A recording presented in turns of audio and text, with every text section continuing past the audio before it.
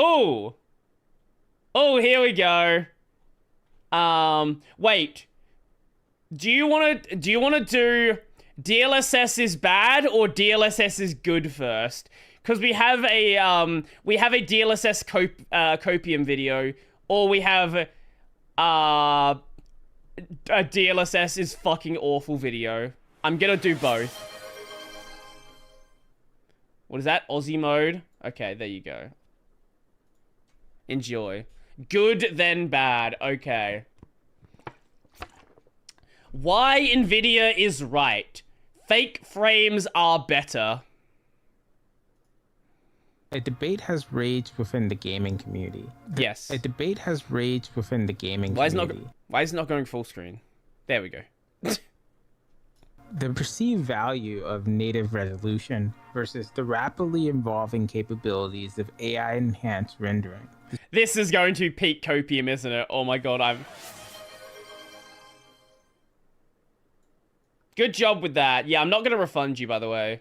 You know what you were doing. The truth is, the era of native resolution is over. The traditional focus on Yeah, I know it is. That's the problem. native graphics has trapped the industry in a cycle of diminishing returns and unsustainable computational demands. This essay No, the problem that we have is because of this existence of DLSS, this existence of frame gen nonsense, what you have is...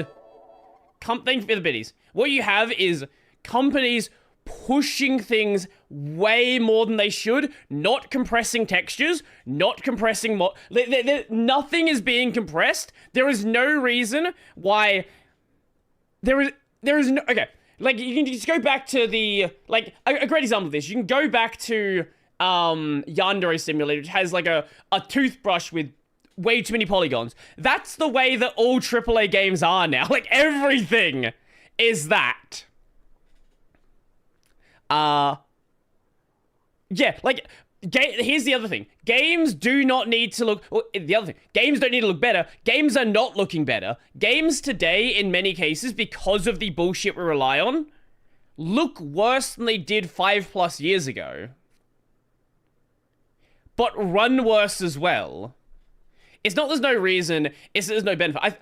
Honestly, my ultimate take on DLSS and things like that is they have done so much damage to the gaming industry because they started off as this thing where, oh, it's like some additional performance you can get. Now it's being used as a requirement, as a crutch for games that look worse. will expose the limitations of the native rendering scheme and demonstrate why AI-driven techniques, upscaling, and frame generation are not mere supplemental technologies, but rather the foundation of a superior and more sustainable approach to rendering.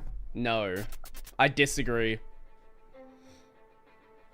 It's like make weak hardware, slap DLSS frame gen to compensate. It's not even make weak hardware, it's make software that can't run on the hardware. Like, a 5090 is an insane GPU, but you shouldn't need a 5090 to run a modern game at high or ultra settings. So insane it melts, actually true. AI generation as fake is akin to dismissing CGI in movies because it wasn't captured with a camera. What matters is the outcome, engaging, immersive visuals that enrich the experience. The traditional approach to achieving higher visual fidelity hinged on increasing the sheer number of pixels rendered natively. While this strategy yielded significant improvements in the past, it has reached its practical limits. The computational cost of native rendering scales exponentially. Increasing the resolution hasn't been a thing we do for about 20 years now. About 18 years. Ever since we hit 1080p, higher resolution doesn't matter. Now, what you end up doing is increasing the resolution of the textures in the game, but resolution is a very, very tiny part of graphical fidelity. The thing that's improving the way games look is lighting, is depth maps, things like that. Also, design. Design is a big one that a lot of games get wrong. You can have a game that has very minimal graphics, like a PS1 game. Actually, maybe PS1's a bad example. We'll go PS2. There are some PS2 games that still hold up today, like Shadow of Colossus, because it had a style it was going for. Or go with any Nintendo game. Literally any Nintendo game. Nintendo knows that they don't need the fastest hardware to be the thing to make their games look good. 4K gaming is cool, but not really benefit. The best thing is like 1080p Full HD. Yeah, I do not care about 4K. 4K has never mattered. 4K is never gonna matter. Most people are not, like, really can't tell the difference, especially in gameplay. Like, it matters if you're looking at still frames. But if you're playing a game like, okay, here's a great example. Let's say you're playing, when the new Ninja Gaiden game comes out. As long as you can tell what's going on, 4K is not going to be able to tell any, like, you're going to be able to tell any different than 4K. Exponentially with resolution, creating a scenario where even the top tier GPUs struggle to maintain acceptable frame rates at 4K and beyond. This brute. Yes, the problem is they are running these insane scenes, throwing resources at things where they make no improvement at all. Forced approach has led to an era of diminishing returns. Also, this is a ray traced game. Hardware demands deliver increasingly marginal visual improvements. Moreover, traditional anti-aliasing techniques, while attempting to smooth... Well, here's the other thing, right? Like, I was saying this before. Do games actually need to look better? Like, that's actually a really good point to hit on. Do games need to look graphically better? Because there's this, like, desire of pushing things forward more and more and more.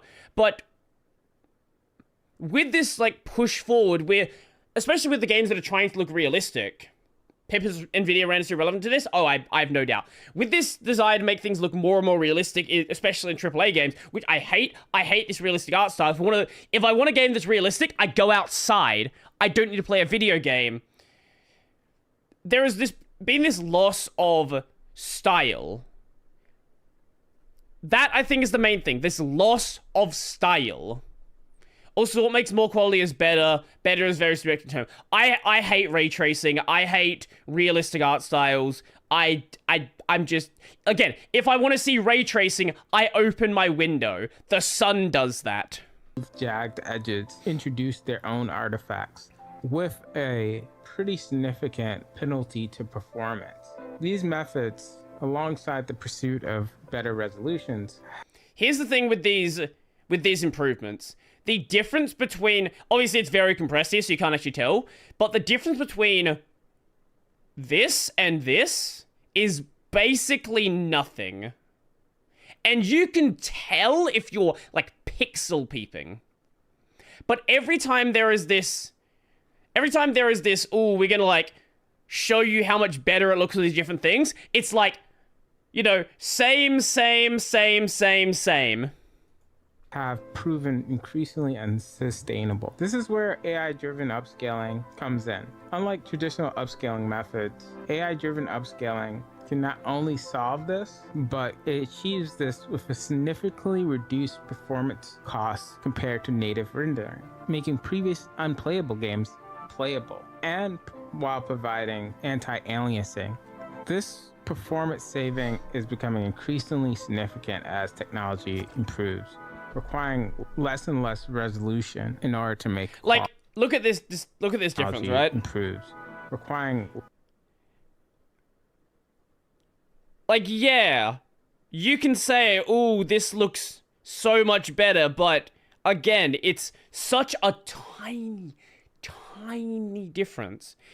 And the performance issues in these games are not... You can't just solve performance issues by throwing AI at it. And do you want a good example of this?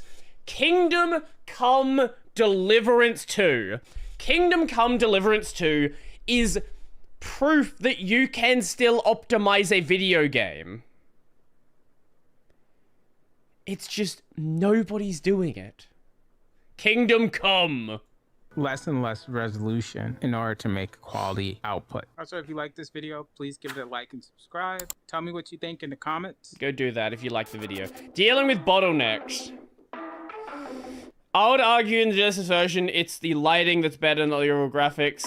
That's a part of the upscaling graphics. addresses the limitations of GPU scaling. Frame generation tackles a different yet equally critical bottleneck, the growing disparity between CPU and GPU performance. Modern games with their complex physics, AI, and simulations often still rely on heavy single-core CPU performance. This creates a scenario where even the most powerful GPUs can be held back by the CPU, leading to... I will give him this. There are a lot of people who don't actually realize how important the CPU is to their performance. They think, oh, I can run a 15-year-old CPU and I'll get no performance difference. Like, no, you actually will. Like, you will get it. It's not, if you're jumping every single generation, it's a waste. But 3-4 generations, you're gonna get a massive boost, especially on newer games. Inconsistent frame times, stuttering, or an overall degraded gaming experience. No multi-threading in 2025. There's still a lot of there's still a lot of aspects of games which are not multi-threaded. And this is just the way it has to be. At least the way that devs approach things. Multi-threading is very, very hard. It's gotten a lot better, don't get me wrong. But it's definitely not perfect. Certain problems can happen within the game's engine itself, causing a lot of stuttering. Frame generation provides a powerful workaround to I'm sure these comments are going to be so analyzing fun. motion vectors and employing deep learning algorithms, the technique effectively masks the performance dips caused by CPU limitations by providing a steady stream of frame And also giving you massive input lag. This is the part that is very much not talked about by a lot of people. If you're going from 20 real frames to 100 fake frames, you're running at 20 FPS. You have the input delay of 20 FPS. struggling to keep up. The technology can assure a more consistent and visual experience. This doesn't solve the CPU problem, and this is not about replacing the need for better CPU optimization, but providing a crucial buffer that can elevate the overall gaming experience. Look, infinite frames! So what about the future of all this? Frame generation is a I hope it technology dies. that's advancing rapidly beyond simple single-frame interpolation. Current research demonstrates the future shows... I like Wukong, but Wukong in motion looks so bad. Like, Wukong is a prime example of a game that still frames of Wukong look incredible. But the second you start moving, it turns into a blurry mess. It feels like motion blur is on when it's not. Everything is just blurry. And then the way hair is handled, where it's like, hair is really, really jittery. I mean, I don't want to be like, well, like it looks like there's no anti-aliasing when there is. Many of them are going to be attacking the government understanding document. Oh, I'm sure they are. The comments are going to be hell. Greater potential to generate multiple synthetic frames for each natively rendered frame, dramatically increasing fluidity. And the thing that doesn't help his video is the video is running at like 15 FPS. So he's talking about how like fluid the graphics, or how fluid the games are, but the video has been rendered badly. Temporal resolution while maintaining visual quality. This advancement promises like the lag that you're seeing isn't from the stream. That's how it looks on mine as well. Alter how we think about frame rates. Rather than being constrained by hardware limitations, frame delivery will be determined by display capabilities, with frame generation filling any gaps to match the monitor's refresh rate precisely. God, The integration of frame generation with asynchronous time warping represents another critical advancement. Asynchronous time warping, initially developed for virtual reality applications, Sherman and run at 2 FPS looks like 10 FPS exactly, yeah. Frames based on latest he didn't do himself a good job with that. Technology reorients the frame to reflect updated input parameters. such as head or controller movements. The principles of asynchronous time warping extend naturally to frame generation, addressing one of its primary limitations, input responsiveness. Current frame generation implementations face a fundamental constraint. Interpolated frames cannot react to new inputs until the next natively rendered frame. The integration of asynchronous reprojection offers a solution. By modifying the non-interactable AI-generated frames according to the most recent user input data, by making non-interactable frames interactable, can significantly reduce input latency. The result is a more responsive gaming experience. We have fake input for our fake frames. That maintains the benefits of frame generation while mitigating its primary drawback. This approach, adapting dynamically to both system capabilities and user input, to render traditional fixed frame concepts obsolete. That's a big call to make. Overall, in the end, AI technologies democratize high-quality gaming experiences. They allow